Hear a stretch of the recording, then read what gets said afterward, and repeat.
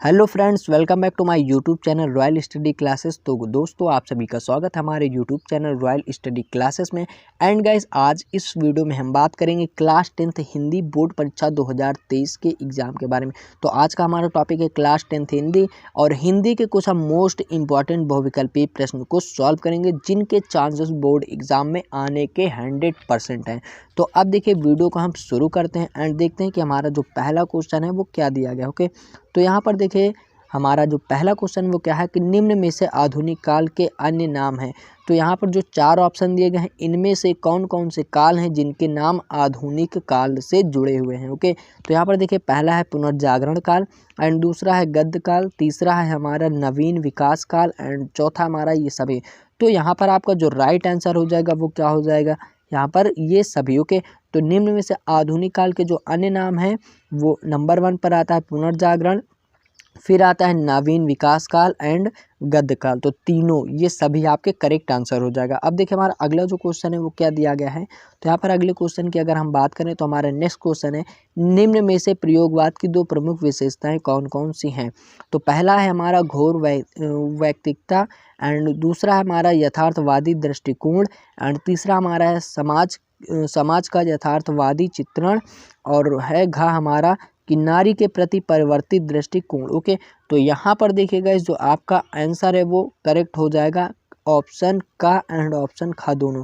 यानी कि निम्न में से प्रयोगवाद की जो प्रमुख दो विशेषताएं हैं, ठीक है, दो प्रमुख विशेषताएं हैं। तो दो कौन कौन सी हैं, घोर वैयक्तिकता एंड यथार्थवादी दृष्टिकोण। तो ये दोनों आपका राइट आंसर हो जाएगा। एंड हम देखते हैं हमारा नेक्स्ट क्वेश्चन। तो हमारा नेक्स्ट क्वेश्चन क्या दिया गया है, यहाँ पर देखिए, हमारा अगला क्वेश्चन है कि द्विवेदी युग का प्रसिद्ध कवि है मैथिली शरण गुप्त, ठीक है, नरपति नाल और तुलसीदास कबीरदास। तो यहाँ पर देखिए, जो तीसरे का आपका ऑप्शन है वो का सही हो जाएगा, मैथिली शरण गुप्त। तो द्विवेदी युग के जो प्रसिद्ध कवि हैं वो हैं मैथिली शरण गुप्त जी हैं। ओके, तो ये आपका करेक्ट आंसर हो जाएगा। एंड हम देखते हैं हमारा नेक्स्ट क्वेश्चन क्या है। तो यहाँ पर हमारा नेक्स्ट क्वेश्चन क्या है, देखिए, साकेत महाकाव्य की रचना किसने की है। तो यहाँ पर देखिए, जो साकेत महाकाव्य है उसकी रचना किसने की है। तो ऑप्शन ए है आपका मैथिली शरण गुप्त, एंड दूसरा है जयशंकर प्रसाद, तीसरा है हरिऔध, चौथा है नागार्जुन। तो गैस, यहाँ पर आप लोग देख सकते हैं, जो आपका ऑप्शन ए है वो करेक्ट हो जाएगा, मैथिली शरण गुप्त, ठीक है। तो साकेत महाकाव्य की जो रचना की थी उसने मैथिली शरण गुप्त जी ने की थी उसकी रचना, ठीक है। तो आपका करेक्ट आंसर हो जाएगा। अब देखिए, हमारा जो अगला क्वेश्चन है वो क्या दिया गया है। यहाँ पर छठवां क्वेश्चन हमारा है, राम कुमार वर्मा द्वारा रचित प्रबंधक काव्य है, ठीक है। तो ऑप्शन ए है आंसू, यामा, उत्तरायण और चोखे चौबादे। तो यहाँ पर राम कुमार वर्मा द्वारा जो रचित प्रबंध काव्य है वो क्या है। तो यहाँ पर आपका ऑप्शन गा हो जाएगा करेक्ट, क्या हो जाएगा, उत्तरायण, ठीक है। तो राम कुमार वर्मा द्वारा रचित प्रबंध काव्य जो है वो कौन सा है, उत्तरायण। ये आपका करेक्ट आंसर हो जाएगा। तो अब हम देखते हैं हमारा नेक्स्ट क्वेश्चन क्या है।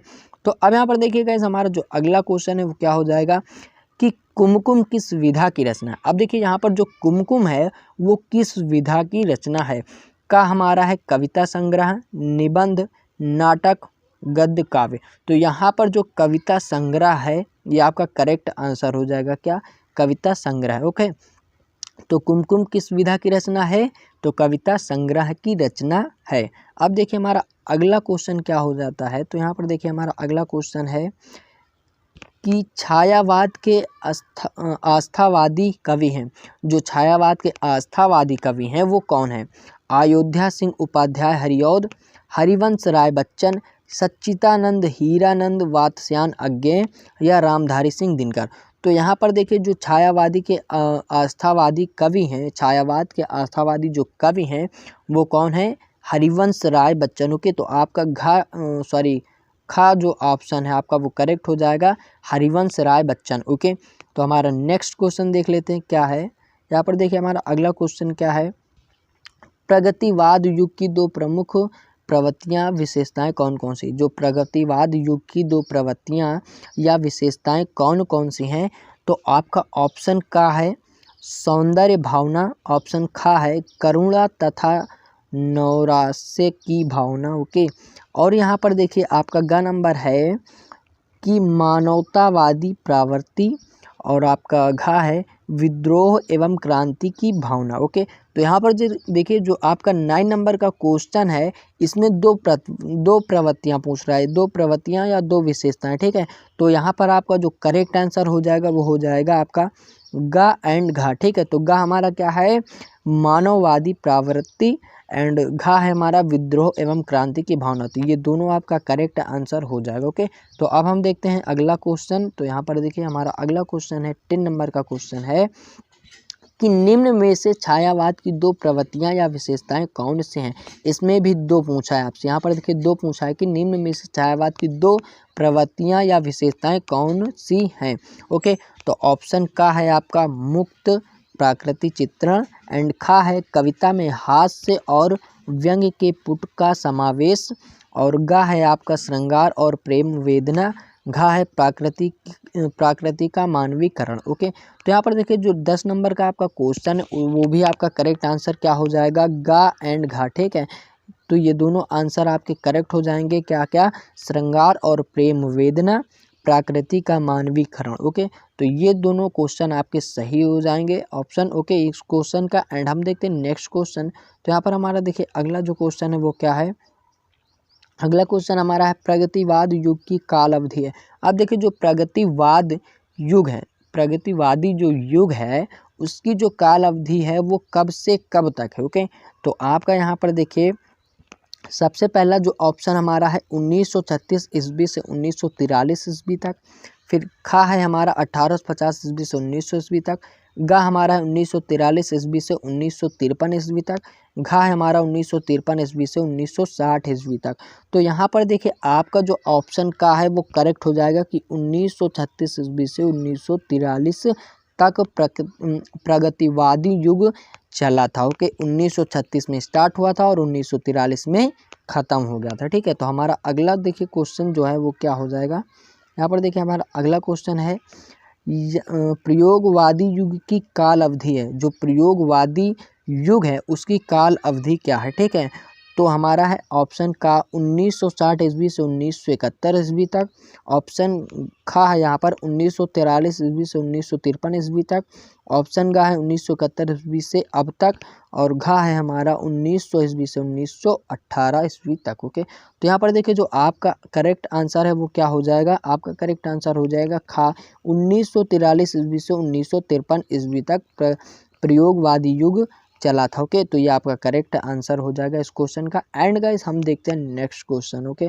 तो हमारा अगला जो क्वेश्चन है वो क्या है, तो यहाँ पर देखिए दोस्तों हमारा अगला क्वेश्चन है निम्न में से छायावाद युग का कवि है। ठीक है, यानी कि निम्न में से जो छायावाद युग का कवि है वो कौन है। ठीक है, सुमित्रा नंदन पंत एंड नरेंद्र शर्मा, दादू दयाल एंड कुतुबन। ठीक है, कुतुबन। तो यहाँ पर देखिए जो 13 नंबर का आपका क्वेश्चन है, इस क्वेश्चन का राइट आंसर आपका हो जाएगा सुमित्रा नंदन पंत। ठीक है, तो ये क्वेश्चन आपका का जो है आपका करेक्ट आंसर हो जाएगा कि निम्न में से छायावाद युग का कवि जो है वो कौन सा है, सुमित्रा नंदन पंत है। ओके, तो हम देखते हैं हमारा अगला क्वेश्चन क्या दिया गया है। यहाँ पर देखिए हमारा अगला क्वेश्चन है, क्या है अगला क्वेश्चन हमारा कि नई कविता की प्रमुख विशेषताएं कौन कौन सी हैं। जो नई कविता है उसकी प्रमुख विशेषताएं कौन कौन सी हैं इसमें आपको बताना है।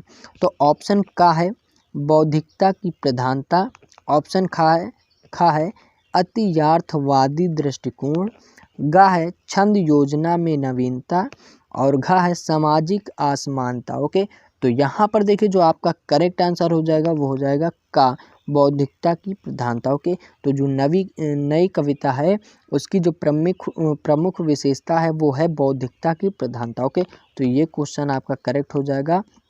अब देखिए हमारा अगला क्वेश्चन क्या है, अगला क्वेश्चन हमारा है गाइज यहाँ पर क्या है कि पालस वन के रचनाकार हैं। जो पालस वन है उसके रचनाकार कौन है।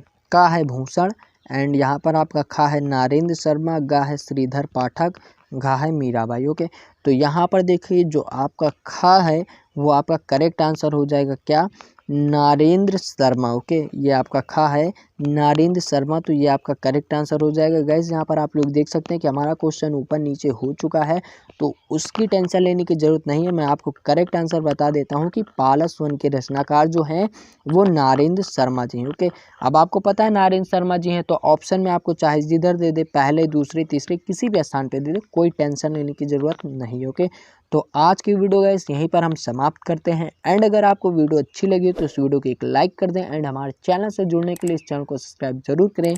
और हम मिलते हैं किसी और वीडियो में एक नए टॉपिक के साथ। तब तक के लिए टेक केयर, बाय बाय।